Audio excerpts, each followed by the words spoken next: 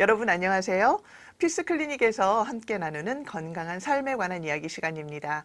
오늘은 한의 전문의이신 좌윤 선생님께서 우울증에 관해서 이야기해 주시겠습니다. 선생님 안녕하세요. 안녕하세요. 네, 요즘 저희 이 일상 가운데서 정말 많이 듣는 그 질환의 또 이름 중에 하나가 우울증이 아닌가 그런 예. 생각이 들 정도로 요즘 막 코로나 우울증 여러 가지 그런 말들이 이제 저희 주변에서 들리고 있는데 기본적인 질문 우울증이 왜 걸리게 됐는지 그것부터 한번 좀 설명을 예. 해주시죠, 선생님.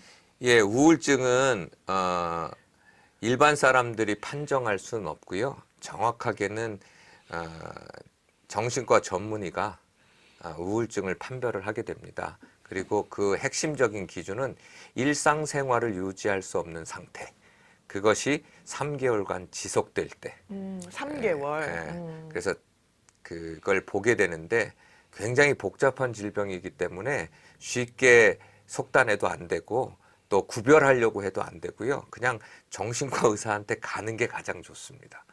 그리고 사람들이 헷갈리는 게 우울감과 우울증은 달라요. 네. 우울감이라고 하는 건 모든 사람들이 다 갖고 있는 겁니다. 때로는 디프레션 되죠. 아, 일이 안 되고 힘들다. 이렇게 하고 또 쉬고 싶다. 그런데 우울증은 내 마음과 상관없이 내 몸이 반응을 하는 거거든요. 이게 병이라는 거잖아요. 네. 병이라고 하는 건 본인의 의지로 그걸 이겨낼 수 있겠다? 그럼 병이 안 걸리죠. 이미 정신질환이라고 하는 건 병의 수준이고 병의 수준이라고 하는 건 우리 몸에 우리의 힘으로 할 수 없기 때문에 병이 걸리는 거거든요. 따라서 현대인에게 있어 정신질환은 현대인이 가지고 있는 유전적인 이미 어떤 상황에 대해서 쉽게 반응할 수 있는 체계의 몸을 갖고 있어요. 그리고 두 번째는 현대에는 옛날에는요. 스트레스라고 하는 것이 단기간 있다가 다시 풀어지고 단기간 있다 풀어지는데 현대인들에게는 스트레스라고 하는 건 계속해서 만성적인 스트레스에 시달리게 돼요. 그리고 그렇게 시달리다 보니까 우리 몸이 살려고 그 사람에게 우울감이라는 걸 주는 거예요. 너 쉬어라. 그래서 모든 걸 하지 못하게 만들어 버립니다. 밥 먹기도 싫게 만들고 움직이기도 싫게 만들고 그럼 그래야 생존을 할 수 있으니까. 그런데 그거를 이길 만큼 많은 욕구들이 있으니까 병으로 발전하게 되는 거죠. 우울증의 기본은 만성 피로에서 시작됩니다. 만성 피로가 쌓이다 보면 몸에 변화가 생기고 호르몬의 변화가 생기고 결국 그럼으로 인해서 현대인들에게 스트레스는 결국 질병을 일으키는 수준까지 가게 되고 그것의 대표적인 것이 우울증입니다. 우울감과 우울증은 다른 건데요. 우울감이라고 하는 건 기뻤다가 우리 몸의 외부 환경과 변화에서 좀 디프레션이 일어나는 상태 그리고 그것도 뭐 1, 2주 있다가 또 회복되면 그건 우울증이 아니고 그냥 우리 몸이 외부 환경에 대응을 못하니까 좀 쉬는 관계. 그래서 우리가 언제 희노애락이라고 하는 건 우리 인생에 늘 있잖아요. 그런데 이게 어느 한 면이 너무 장기화돼서 일상생활을 못할 정도까지 되면 그게 병이 되는 거죠. 우울증 중에 조증도 있습니다. 항상 기뻐하는 사람들. 이런 사람들은 또 문제가 되죠. 그 조울증이라고 그러죠. 네. 이건 더 무섭습니다. 그러니까 어떤 것이 계속 되는 건 좋은 게 아니고 때로는 화도 나고 때로는 슬프기도 하고 때로는 기쁘기도 하고 때로는 슬프기도 우울감도 느끼는 것이 인생이고 그것이 일상적으로 돌아갈 때는 별 문제가 되지 않습니다. 그런데 그것이 사이클이 무너지고 한쪽으로 계속 기울어지고 또 한 가지 이제 말씀드릴 건 우울증 중에 증상이 없는 경우가 있어요. 그러니까 제일 좋은 방법은 저는 우울증 환자를 치료할 때 자신이 우울증이라고 저희 병원에 오면 정신과 의사한테 갔다 왔냐고 꼭 물어보습니다. 그리고 네. 갔다 오지 않았다면 먼저 정신과 의사를 가서 그 처방을 받아오라고 합니다. 그래서 판단은 전문의가 하고 그것에 따라서 내가 어떻게 치료할 수 있을 것인가를 정하는 게 굉장히 중요합니다. 네. 그러니까 요즘은 오히려 막 뭐 우울증 자가 진단 테스트 뭐 이런 것들도 많이 예, 노출돼 있고 돌아다니고 하기 때문에 오히려 우울증에 대한 치료 건강한 시기를 놓칠 치료 수 시기를 있습니다. 놓치고 본인이 잘못 판단하여서 오히려 아까 선생님 말씀대로 내가 우울증인 것 같다 해가지고 병원을 갔더니 선생님이 그건 우울증이 아니라 단순한 우울감이십니다. 괜찮으십니다라고 하실 수도 있는 네, 그런 그건 경우가 판단하겠죠. 되는 예. 거죠.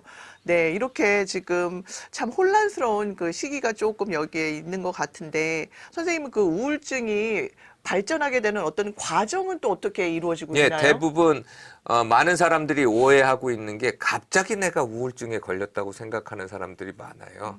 근데 우울증은 암과 비슷합니다. 암도 어느 날 발견했다고 생각하지만 암이 1cm 커지는데 10년이 걸려요. 그러니까 이 우울증도 만성 피로라는 것이 대부분 깔려 있어요. 그러니까 피로라는 것이 우리 몸에 계속해서 영향을 주면 우리 몸이 그걸 해결하려고 먼저 우울감이라는 게 생겨요. 근데 이거를 자꾸 무시하고 의지력으로 계속 이겨가는 겁니다. 그러면 우울감이 계속 반복되다가 결국엔 우리 몸에 호르몬의 변화가 생기면서 이제 우울증이 발생을 하게 되죠. 그래서 알 판단하기가 되게 어렵기 때문에 만성 피로를 잡는 거 하고 또 다른 하나는 이 목의 구조가 변해 있어요. 우울증 환자를 치료하다 보면 느끼는 놀라운 현상은 이 목의 구조가 굉장히 안 좋아져 있는 사람들이 대부분 우울증에 걸립니다. 그 이유가 이 목의 구조가 바뀌면 이 뇌간으로 흘러가는 여러 가지 혈액의 양이라든가 뇌간을 압박하든가 또 신경에 문제가 생겨서 사람이 우리 몸을 밸런스를 조절하지 못하게 되는 문제가 있고요. 그리고 가장 또 정신적인 문제에 있어서는 사람이 비판을 하는 건 괜찮습니다.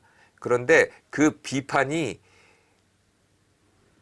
대안이 없는 비판들, 다른 말로는 그냥 부정적으로 계속 보는 거예요. 그러면 우리 뇌가 긍정적으로 생각을 해야 도파민이나 옥시토신이나 즐거움이라는 게 생기는 거죠. 네. 그런데 모든 걸 다 삐딱하게 보면 즐거운 감정이라는 게 안 생기죠. 네. 그럼 결국 문제가 생기니까 평상시에 사물을 다각적으로 보지 못하고 어떤 사람은 너무 긍정적으로 보는 사람도 만성 피로에 시달리고요. 너무 비관적으로 보는 사람도 문제가 되고 일상생활에서 어떤 거를 볼 때 복합적인 시각, 인생이라는 게 업앤다운도 있을 수 있고 내가 있는 위치에서 볼 때는 이거지만 다른 위치에도 보면 달라질 수 있다는 이런 생각들을 갖고 있는 사람들은 우울증에 걸리지 않습니다. 그런데 대부분 경험이나 고정관념에 사로잡혀 있는 사람들, 그것이 아니면 안 되는 것, 절망으로 가기 딱 좋은 정신구조를 갖고 있는 사람들은 우울증에 대부분에 걸리게 됩니다. 그래서 치료할 때 사물을 어떻게 보는가에 대한 이야기들을 하게 되는데 대부분 경험 중심적으로 사는 사람들이 우울증에 대단히 많이 걸리게 되고요. 마지막으로는 자극적인 음식을 좋아하는 사람들이 우울증에 많이 걸리는 경향이 있습니다. 그러니까 맛을 잃어버리는 거죠. 그게 왜 그러냐? 아까 생각도 마찬가지로 우리 미각이라는 것도 다양한 걸 느껴야 즐거움의 깊이가 깊어집니다. 그런데 미식가들을 보면 맛을 느끼기 위해서 돈을 많이 지불합니다. 우울증에 걸린 사람은요, 맛을 못 느껴요. 그러니까 인생이 다채로워져야 되고 내가 맛도 다채로워되고 소리도 나이가 들면 소리가 잘 안 들린다는 걸 인정하는 분들이 없어요, 별로. 그러면 내가 다양한 소리를 들을 수 있을 때 내 마음은 기뻐지는 거예요. 생각도 다양해져야 되고 삶도 다양해져야 되고 내가 먹는 것도 다양해져야 돼. 이런 다양성 속에 내가 기쁨을 누리면 우울증이 쉽게 또 회복되는 경우가 많아요. 그런데 그걸 모두 다 하기 싫어해요. 현재는 그 정신건강의학과라고 예. 이름도 바뀌었잖아요. 그만큼 이제 저희가 어떤 그 정신과에 그 방문해서 치료를 받는다라는 것에 거부감이 있는 분들이 많으신 거예요. 예. 그래서 본인이 분명히 우울증이라는 그러한 어떤 심각한 질환을 가졌음에도 불구하고 정신과 방문 혹은 정신과에서 처방해주는 약에 대해서 거부감을 느끼시고 치료를 안 받으시는 분을 이렇게 제가 몇몇 목격을 했었거든요. 이런 부분에 대해서는 상당히 위험하다고 생각을 하는데 선생님은 어떻게 거기에 대해서 더 설명을 해주시겠어요? 예, 두 가지로 설명할 수 있는데요. 첫 번째는 정신과에서 처방되는 약은 기본적으로 우리의 신경을 억제시키는 약들이기 때문에 부작용이 있어요. 아무튼 그런 약들이 나타나는 부작용을 함께 치료할 수 있도록 내과를 방문하거나 아니면 저희 같이 한의 쪽에서 협진을 해서 이런 걸 없애면서 가야 하는데 그런 것들을 안 하다 보니까 많은 사람들이 먹고 엄청난 부작용을 느끼는 사람들 많아요. 그냥 뭐 하루 그렇죠. 종일 멍하니 앉아 있을 수도 있고 잠만 또 주무신다고. 그리고 또 살이 또 네. 찌는 사람도 있고 혹은 위장이 안 좋아져서 혹은 또 목류병이 있어서 다시 발생하는 경우도 네, 있고요. 네. 벤조디아핀 계열의 약을 쓰면 그런 경우, 그래서 그 경우에는 또 전문의가 약을 바꾸기도 하고 이러기 때문에 정신과만 치료받으면 안 되고요. 협진을 해야 한다는 사실을 모르는 거고요. 그 다음에 네. 두 번째는 이 우울증이라고 하는 건 5가지 정도 치료를 함께 해야 되는 거예요. 그래서 되게 어렵습니다. 아까 제가 초두에 설명했지만 정신과에서 치료를 받는 거 하고요. 그 다음에 구조적인 치료, 목이나 아니면 척추나 이 장의 구조가 틀려지는 문제들을 해결해야 되고요. 세 번째는 인지 치료라고 그래서 어떻게 사물을 볼 것인가. 그동안 너무 경험 중심적으로 봤다면 다른 쪽의 생각을 배우는 기도 하는 거죠. 그리고 더 중요한 건 사물을 볼 때 사물과 내가 구별되는 일들이 있어야 돼요. 그게 무슨 뜻이냐면 내가 만약에 통증을 느낀다면 통증을 느끼는 나와 통증을 느끼는 내가 그걸 보는 거예요. 그래서 통증과 나를 분리시키기만 해도 내 통증이 어마어마하게 많이 줄습니다. 이거 섬유 근육통 환자들을 할 때 얘기했던 건데요. 맞아요. 통증과 내가 함께 가버리면 그 통증이 어마어마하게 커져요. 그런데 그 통증을 내가 느끼는 통증이지만 그 내가 느끼는 통증을 내가 보기만 해도 그 통증 수준이 낮아질 수 있거든요. 그러니까 내가 내 삶의 환경을 볼 때 삶의 환경에서 일어난 일과 내가 동일시 돼 버려 갖고 문제가 되는 거죠. 그걸 객관적으로 볼 수 있는 다른 말로 하면 하나님께서 성령을 주신 그 성령의 눈으로 자기를 보는 겁니다. 이걸 심리학에서는 참 자아가 자기를 에고라고 하는 걸 보는 거죠. 그러면 그런 분리 과정을 통해서 사람의 마음의 안정을 가질 수 있어요.